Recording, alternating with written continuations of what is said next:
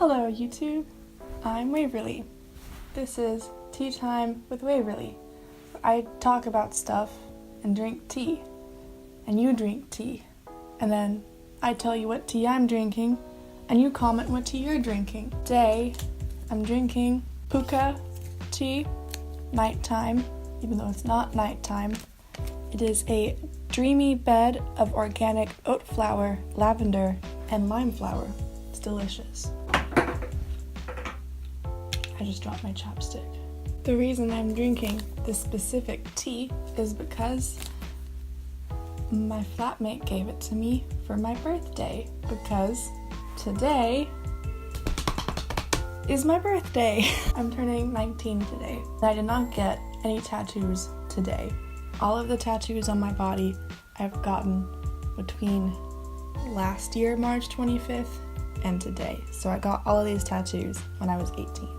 I've always loved watching tattoo tours, tattoo collectors tag, the whole shebang, and I finally have some of my own to talk about. So let's go chronologically. The very first tattoo I got is on my left leg, left calf, right over here. Her name is Gladys, because I like to name my tattoos. Gladys is a totzelworm, which is a cryptid creature.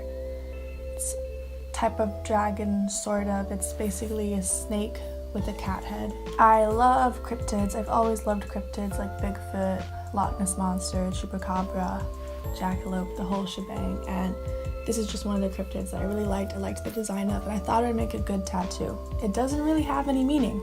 Sorry. I'm so picky about tattoo artists. So picky. And this was one of the only tattoo artists in my city that I liked. And I knew that when I moved to Europe, I was gonna be getting tattoos that had meaning, and I wanted to become familiar with the aftercare before I was in a foreign country and while I was like in the comforts of my home. Oh my gosh, you guys, my camera just died. And because of my dedication to YouTube, I walked all the way to the convenience store to buy batteries. And in all that time, my tea is still too hot. Okay. Going back to Gladys. I'm not going to say the artist name simply because I'm going to be sharing some negative things that I didn't really like about the experience. However, if you really do like the style of my tattoo and you want to get a tattoo by him, you can just message me and I'll tell you who it is. What I had in mind for this tattoo was like, you know, the traditional snake twisting around the ankle type tattoo. I wanted that, but as a totzelworm with the cat head. I told him that and I figured that was enough description. He was kind of going through a tattoo phase where he liked to put everything in hearts, and so he put my design in a heart too. So the heart wasn't my idea, and then he was like, oh, we can just have the tail come out a little bit. So the tail doesn't really wrap around at all. Like, I kind of wanted it to be like a bracelet, anklet thing. I could have been firm, but I wasn't firm and I got it anyway, which is my fault. But he also didn't really listen to what I asked for. But that's okay. I still really like how it turned out. I really like how she looks. She's a very pretty totzelworm. And I like the way red tattoos look on me anyway, so. This has been the most painful of all of my tattoos. It only took 2 hours, but he went really fast and really deep. While I was getting tattooed, my leg was in an awkward position, and I ended up spraining my ankle because I was too shy to tell him, because it was my first tattoo, I was too shy to tell him, hey, my ankle really hurts. So not only did I leave with like a fresh tattoo, but also a sore, swollen ankle. And it also took a really long time to heal. So I think the reason it hurt the most and it took a long time to heal were related to the same thing, where he went really deep with the ink. And when I say it took a long time to heal, I mean it took 2 months for the scabs to fall off. Usually it takes like a week or two. They weren't just the flaky type of scabs that I usually get with tattoos. It was like thick scabs. Like I couldn't even peel them off if I wanted to. But you shouldn't peel off the scabs of your tattoos. But I'm just saying that's how like deep the scabs were. First 2 days afterwards, it hurts to stand still. I can walk, I can sit down, but standing still where the blood settles in my leg, it gives me the worst Charlie horse and I hate it. Also, bit of a fun story about this one, and also kind of relevant. Before the whole Romeo Lacoste scandal came out with him texting underage girls, he made a video on his channel about tattoo healing, and I actually commented on it asking why my tattoo took so long to heal. And his response was, it's probably the artist's fault. So at first I was thinking, wow, tattoo god Romeo Lacoste says it was the artist's fault, so if he says it, then it must be true. But now I'm like, ew, I can't believe I interacted with that predator. That's all I really have to say about Gladys. I love her. Even though she isn't exactly what I had in mind, I still cherish her. Tattoo number 2.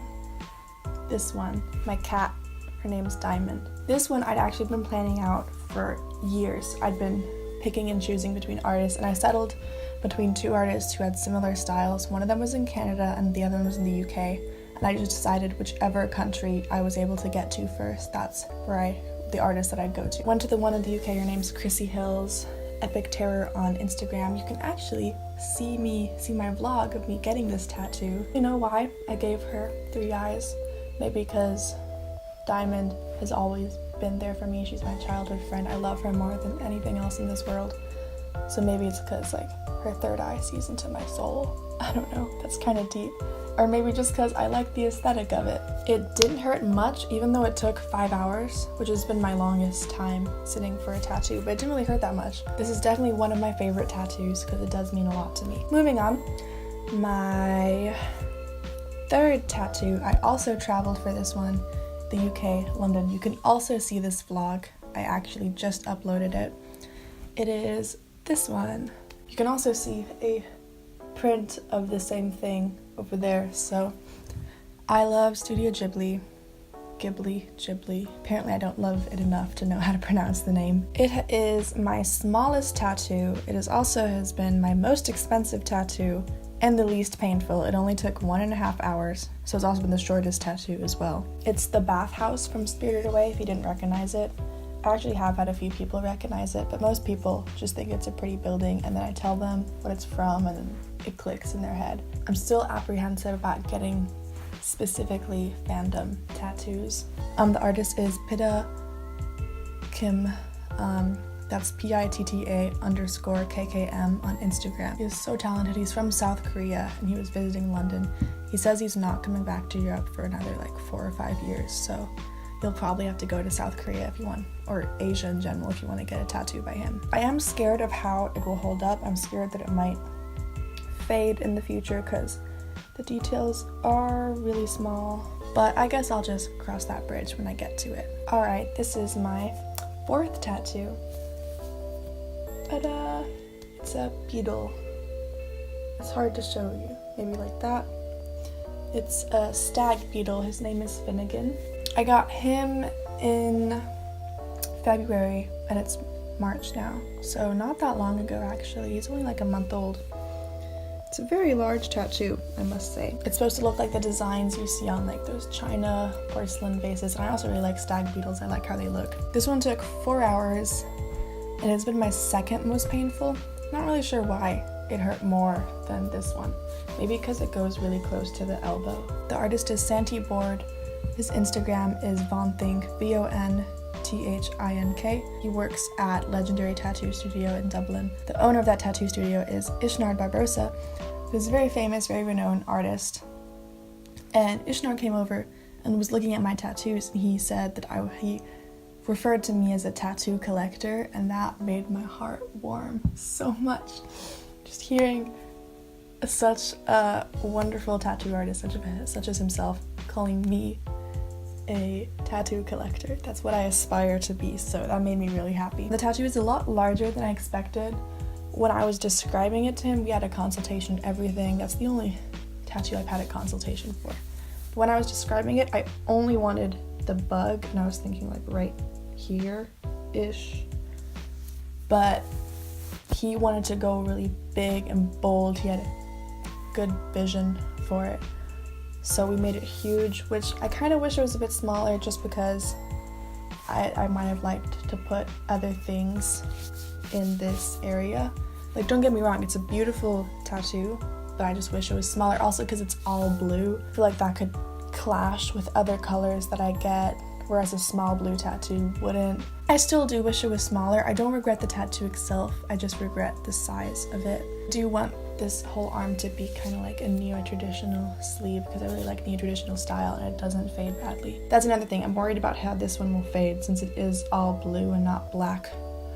so I'm scared they'll blow out. There already is a little bit of blowout, but it's hard to notice. But I still love Finnegan, he's super cute and ornate. And moving on to my last and most recent tattoo, he is a pigeon named Clive on my left calf. That's one good thing about Gladys.